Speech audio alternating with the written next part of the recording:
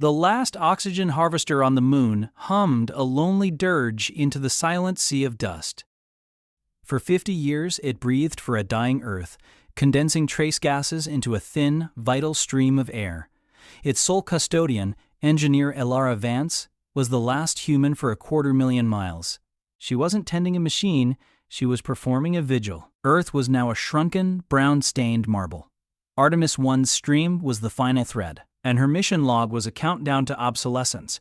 The reactor was failing. Each tremor through the station's spine was a warning. She had been given the evacuation code, but to leave was to sever the thread. She spent her hours in the viewing blister, her palm against the cold glass, watching the harvester's intake vents drink the void. They pulled in ghosts. The final alert was a shriek that shattered the station's quiet hymn.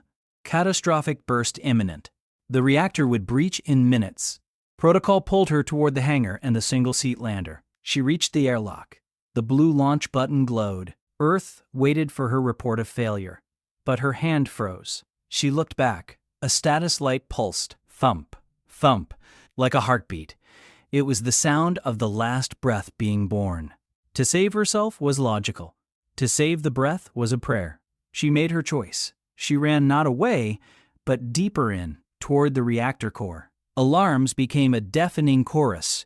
She bypassed safeties with shaking, practiced hands. Her mind was on the faces of those who would take one more gasp because of this machine. She rerouted every ounce of backup power to the harvester's final, massive compression cycle.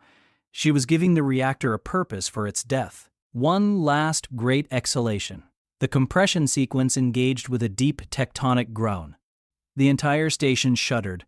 Elara stumbled into the viewing blister as the lunar surface outside seemed to shimmer. From the massive central vent, a geyser of pure condensed oxygen erupted.